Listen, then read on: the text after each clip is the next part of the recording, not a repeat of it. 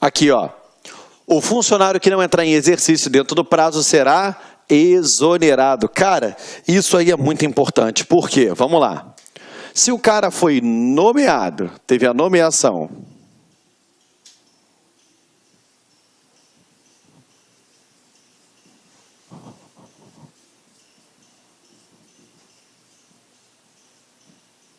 se ele teve a nomeação e não firmou a posse, o ato de provimento é o quê?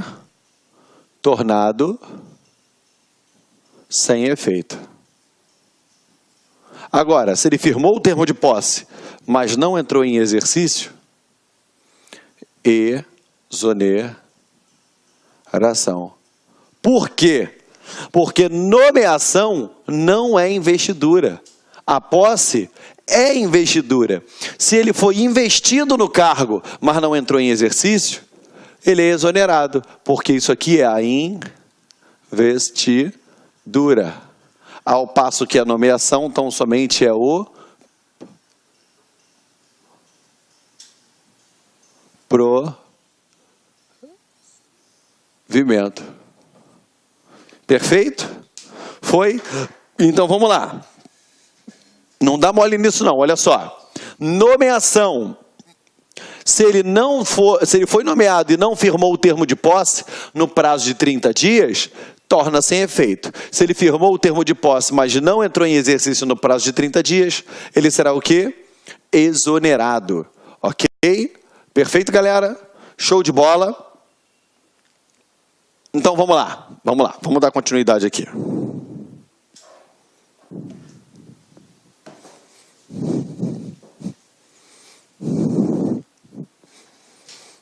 Olha só, em caso de mudança de sede, será concedido um período de trânsito até 8 dias a contar do desligamento do funcionário, ou seja, quando ele muda de sede, ele recebe o quê? Aqui, ó. Em caso da mudança de sede, ele tem o prazo de 8 dias e o nome desse prazo é o chamado período de trânsito, ok? O funcionário deverá apresentar ao órgão competente, logo após ter tomado posse e assumido o exercício, os elementos necessários à abertura do assentamento individual, ou seja, todas as documentações que sejam necessárias para a abertura do assentamento individual. Perfeito? Vamos lá. Artigo 63. Salvo os casos previstos nessa lei, o funcionário que interromper o exercício por mais de 30 dias consecutivos ficará sujeito à pena de demissão por abandono de cargo. Então, vamos embora, porque isso aqui tem que tomar cuidado. Ó, abandono de cargo. 30 faltas consecutivas, tá? Isso é o famoso abandono de cargo. Lembrando, gente, olha só, essas faltas aqui são faltas não justificadas e faltas não abonadas. Tá? Faltas injustificadas, faltas não abonadas. Se não justificou e não abonou, beleza, falta consecutiva e ele pode sofrer o abandono. Lembrando, falta justificada, eu só vou evitar efeitos disciplinares, ao passo que a falta abonada conta para todos os efeitos como se tivesse em efetivo exercício. Ok? Vamos lá.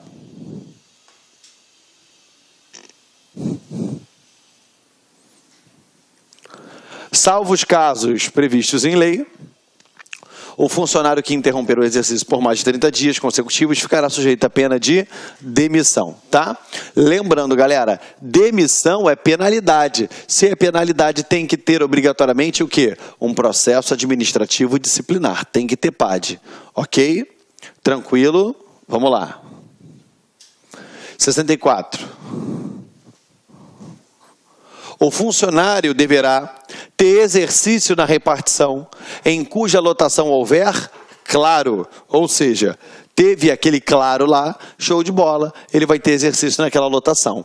Quando ele fala claro, gente, ele não está falando de vaga, porque vaga eu posso ocupar, é um cargo vazio, mas eu tenho o cargo lá. Claro, é tão somente um espaço para ele trabalhar, ok? Nenhum funcionário poderá ter exercício em serviço ou repartição diferente daquela em que estiver lotado, salvo nos casos previstos nessa lei ou mediante autorização do governador. Se essa lei permitir ele ir para outra repartição, show de bola. Ou então, se o governador permitir que ele vá, show de bola, ele vai ter exercício em outro local. Beleza? Vamos lá, artigo 66. Na hipótese de autorização do governador, o afastamento só será permitido com ou sem prejuízo de vencimentos para fim determinado e prazo certo. Então, o cara vai, mas vai ser com ou sem o prejuízo de vencimentos e vai ser para um fim determinado, ok? Vamos lá.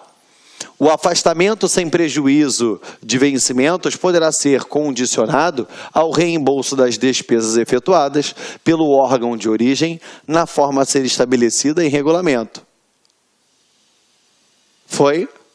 O artigo 67 diz: o afastamento do funcionário para ter exercício em entidades com as quais o Estado mantenha convênios, reger-se-á pelas normas nestes estabelecida. Não tem o que se falar também. Ok? Vamos lá. O funcionário poderá ausentar-se do Estado ou deslocar-se da respectiva sede de exercício para missão ou estudo de interesse do serviço público mediante autorização expressa do governador. Então, se eu tiver uma autorização expressa do governador, tchau, eu posso ir. Agora, se eu não tiver, aqui ele está falando que não pode. Ok? Vamos lá. Artigo 69. Os afastamentos de funcionários para participação em congressos e outros certames culturais, técnicos ou científicos poderão ser autorizados pelo governador na forma estabelecida desse regulamento. É óbvio, né? Você vai ter uma comissão de servidores públicos daquela localidade. Para ir para um outro estado, um outro país, tem que ter autorização do governador. Tá bom? Vamos lá. O servidor preso em flagrante, preventivo ou temporariamente, ou pronunciado, será considerado afastado de seu exercício do cargo com prejuízo da remuneração até a condenação ou absolvição transitada em julgado. Então, vamos embora. Se o servidor ele é preso em flagrante, acabou, vai ter prejuízo da... Aqui, ó.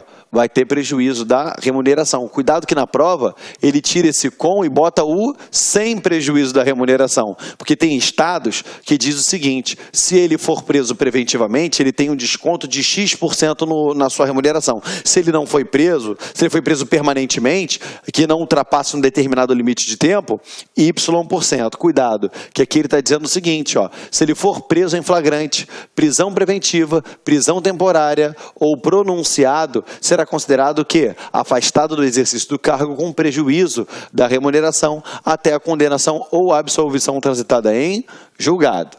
Parágrafo 1º. Estando o servidor licenciado, sem prejuízo de sua remuneração, será considerada cessada a licença na data em que o servidor for recolhido à prisão. Então, a partir do momento que ele foi para a prisão, eu recolho, correto? Eu recolho aquela licença, ele vai sair de linha. Se o servidor for, ao final do processo judicial, condenado, o afastamento sem remuneração perdurará até o cumprimento total da pena, em regime fechado ou semiaberto, salvo na hipótese em que a decisão condenatória determinar a perda do cargo público. O que é isso? Aonde está escrito perda do cargo público, puxa uma seta e escreve aí, ó, pena acessória. Pena acessória.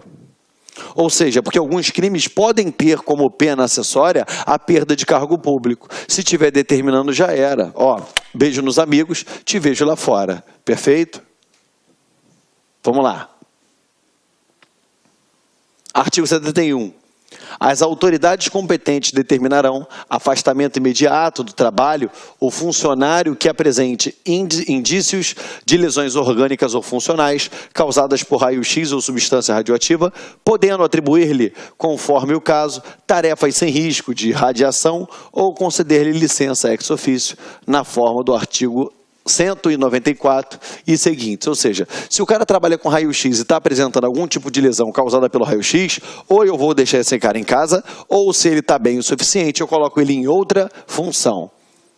O funcionário, quando no desempenho do mandato eletivo federal ou estadual, ficará afastado de seu cargo com prejuízo do vencimento e remuneração, súmula 34 do STF, no estado de São Paulo, o funcionário eleito vereador fica licenciado por toda a duração do mandato. Perfeito? Show de bola, meus amores. Tranquilidade pura. Vamos adiante. Olha só.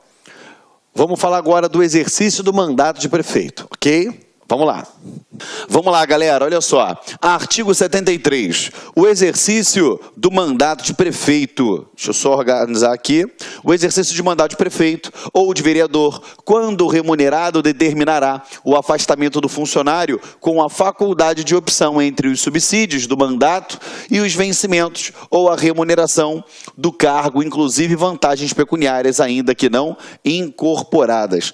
Beleza. Se você analisar dentro da própria Constituição, no artigo 37, inciso 16, ele diz, quando ele vai fazer o acúmulo de 2 cargos públicos, né, levando em consideração um cargo efetivo e um cargo eletivo, e eu tenho aplicabilidade semelhante ao que se encontra aqui no quadro. Se ele vai ocupar o cargo de prefeito, ele vai fazer o quê? Ele opta pela sua remuneração. Se ele vai ocupar o cargo de vereador, se não há compatibilidade, ele opta pela sua remuneração, ok?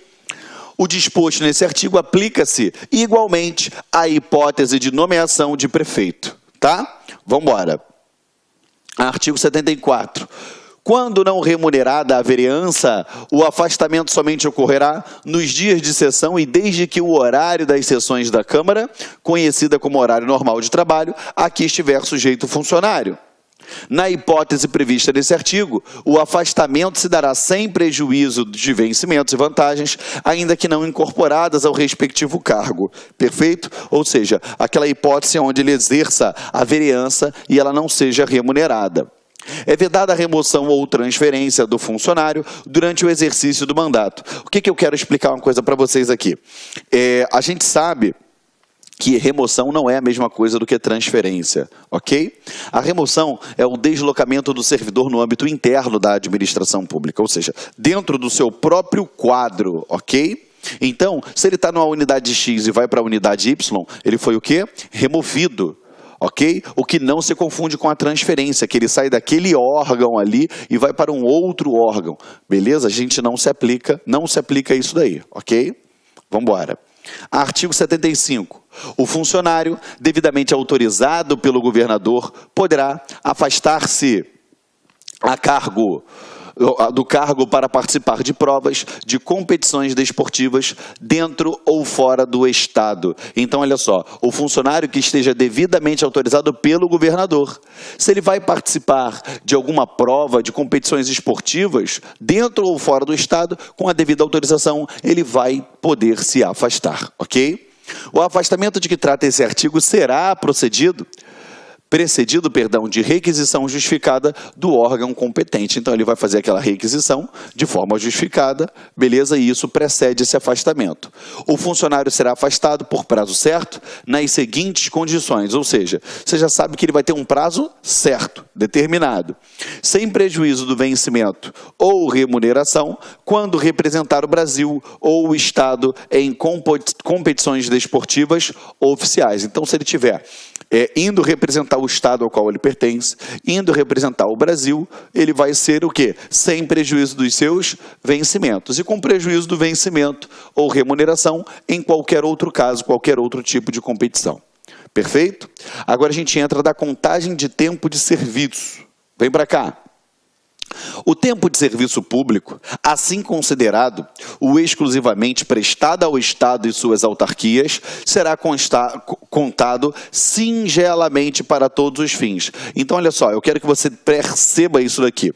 Ele diz aqui, ó, o tempo de serviço público, assim considerado exclusivamente prestado ao Estado e às suas autarquias. Se você perceber, ele deixou claro aqui, ó, que foi aquele que você prestou para a pessoa jurídica de direito público.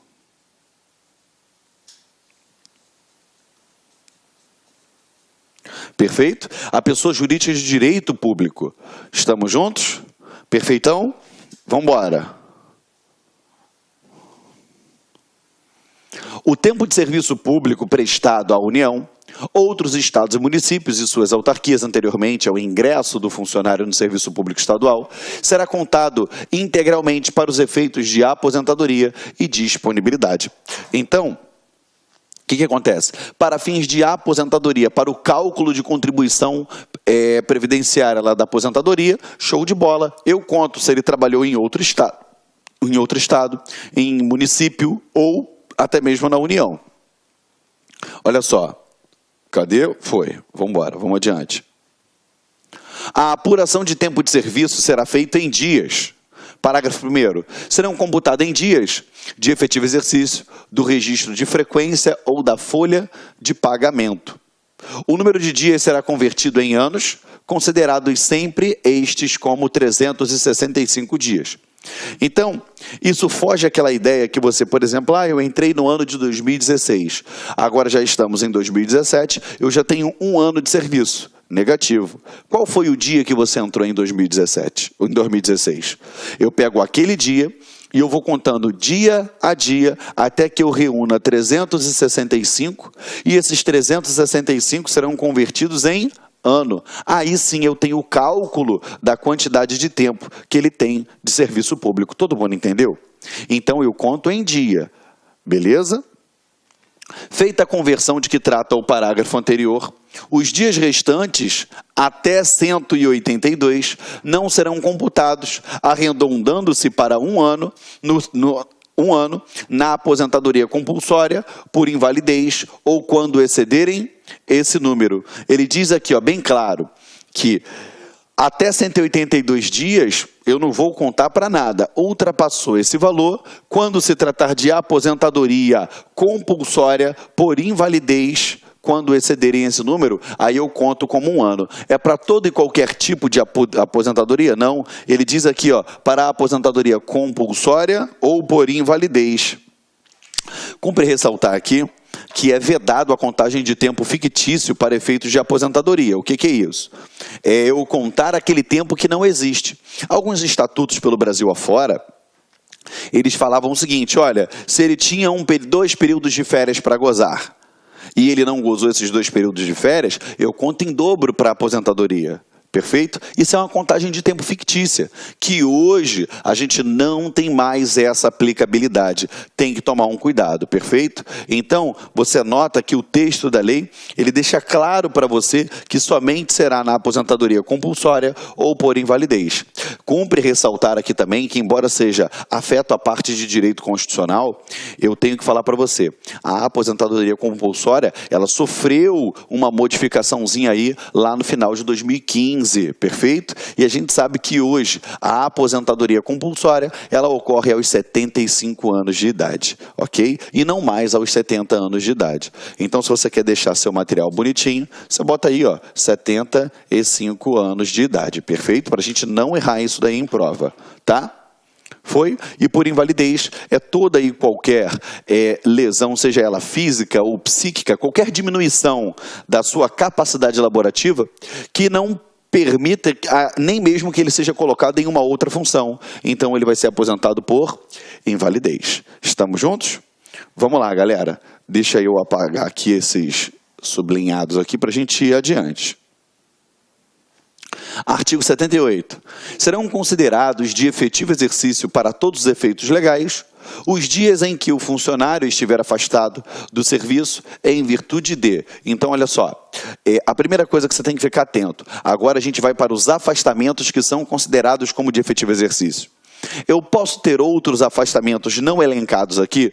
Posso. Vão ser considerados de efetivo exercício? Não, porque ele está trazendo para você aqui. Ok? Então, nós temos que tomar um cuidado, tá? Outra coisa, vamos lá. Quais são esses afastamentos que são considerados, para todos os efeitos legais, como efetivo exercício? Quando a gente fala para todos os efeitos legais como efetivo exercício, é que eu conto para a aposentadoria, o servidor recebe a remuneração referente àquele período, perfeito? Olha para cá. Primeiro, eu tenho férias. Eu tenho um mês de férias, né? Negativo, você tem o quê? 30 dias de férias. Casamento, até 8 dias. Perfeito? Falecimento do cônjuge, filhos, pais e irmãos, até 8 dias. Nota que ele está dizendo aqui, ó, o falecimento do cônjuge, 2 filhos, 2 pais e 2 irmãos. Então, você tem em primeiro grau em linha reta em ascendência, que são seus pais. De primeiro grau em linha reta em descendência, que são os seus filhos. E em segundo grau colateral, que são seus irmãos. Aí tu fala assim, Geraldo, não entendi nada. Deixa eu botar um negocinho aqui no quadro para vocês. Olha só, como funcionam os graus de parentesco, tá? Ó, eu tenho um papai, eu tenho mãe, eu tenho vô, eu tenho vovó, eu tenho tio, tenho primos, eu tenho irmãos. Perfeito? Vamos lá. Qual é o meu... Eu tenho filho. Perfeito? E eu tenho a minha esposa. Aí vamos lá. Qual é o meu grau de parentesco com o meu irmão? Eu gosto de frisar isso por quê? Porque tem uma galera que fala assim, ah não, porque fulano é meu primo de primeiro grau. Gente, esquece isso, está tudo errado que te ensinaram até hoje. Pai e mãe, qual é o grau? De mim para o meu pai e para minha mãe, primeiro grau. Meu avô é de qual grau? Peraí, sobe um para o pai e para a mãe, sobe mais um para o vô e para a avó. Vô é parente de segundo grau. E o tio sobe no pai e na mãe, vai no vô e desce no tio. Tio é terceiro grau. E o primo? Quarto grau. E o meu irmão, Geraldo, sobe para o pai e para a mãe e desce no irmão. Irmão é parente de segundo grau. E o filho? Primeiro grau, mesma coisa. E aí vai fazendo esses cálculos aí. Só que isso daqui são os meus parentes, ó, em linha colateral. Esses daqui são meus parentes em linha reta. Perfeito? E a esposa? Não é atribuído grau à esposa. Ok? Estamos juntos? Foi? Então vamos embora. Tá? Aperta o pause aí para copiar e a gente vai dar continuidade.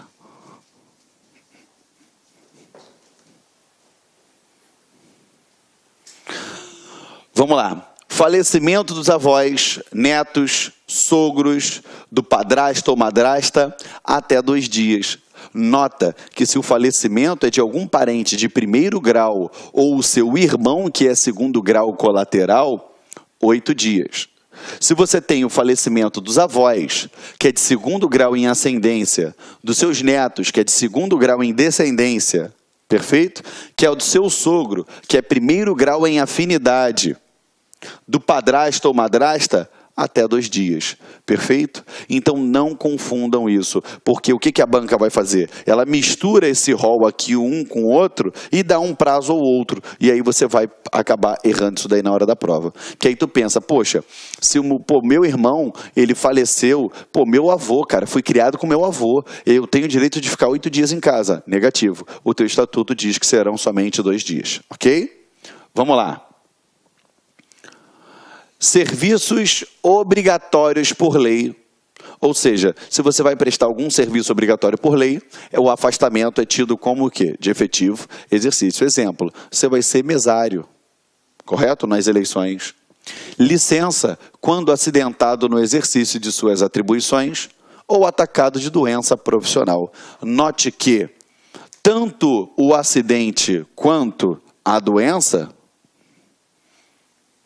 ela está relacionada diretamente ao exercício da profissão. Ou seja, um acidentado no exercício das suas atribuições. Você estava prestando as suas atividades laborativas quando você se acidentou. E aí, beleza, aquele acidente você vai se afastar? Vai. É considerado como de efetivo exercício. Ou então você teve alguma doença profissional. Por exemplo, LER, lesão do esforço repetitivo. Você ficava digitando muito lá, inflamou lá os seus tendões, enfim, teve algum problema relacionado a isso, que é a famosa tendinite. Beleza, é uma doença profissional. Entendeu? Licença a funcionária gestante, ou seja, a funcionária gestante, quando ela chegar em todos os requisitos necessários para ela tirar a sua licença, a partir do momento que ela gozar daquela licença, esse afastamento será tido como de efetivo exercício.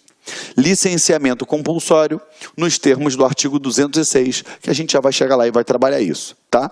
Nesse licenciamento compulsório. A licença prêmio também vai ser efetivo exercício. As faltas abonadas, nos termos do parágrafo 1º do artigo 110, observados os limites ali fixados. Outra coisa, eu quero que você entenda o seguinte: falta abonada é diferente de falta justificada. Tá? A falta abonada, ela conta para todos os efeitos como efetivo exercício. E a justificada, ela só vai afastar efeitos disciplinares sobre aquele servidor público. Ok? Vamos lá. Missão ou estudo dentro do Estado, em outros pontos do território nacional ou no estrangeiro, nos termos do artigo 68 que nós vamos trabalhar. Perfeito? Nos casos previstos lá no artigo 122, que iremos falar, afastamento por processo administrativo, se o funcionário for declarado inocente ou se a pena imposta for de repreensão ou multa e, ainda, os dias que excederam o total da pena de suspensão efetivamente aplicada. Ou seja, ele pode receber algum afastamento de um processo administrativo?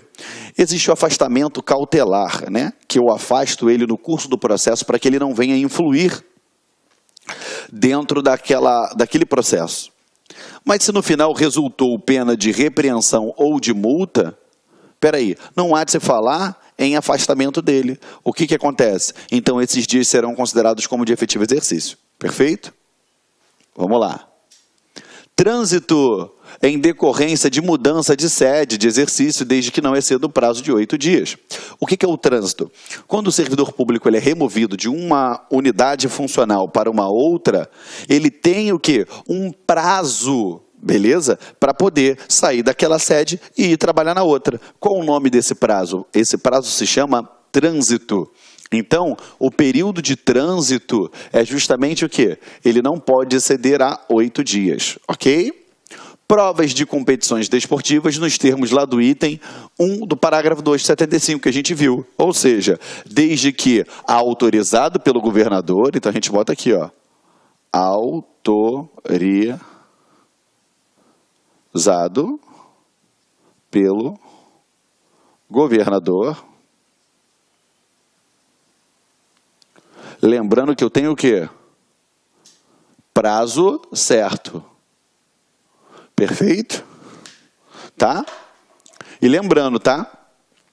Que ele só vai considerar como para todos os efeitos, perfeito? Como de efetivo exercício, ele vai estar lá representando quem? O Brasil ou o Estado. Licença paternidade por 5 dias, beleza?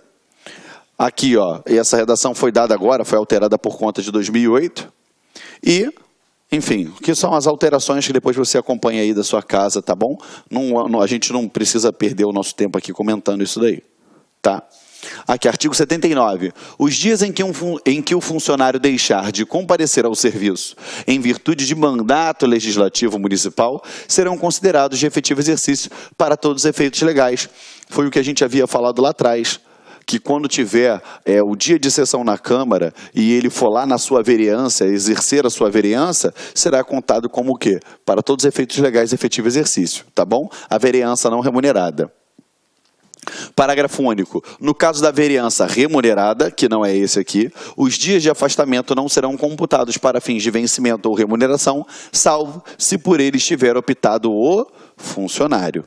Ou seja, ele pode exercer a vereança não remunerada, e aí todos os dias de afastamento dele, ele faz o quê?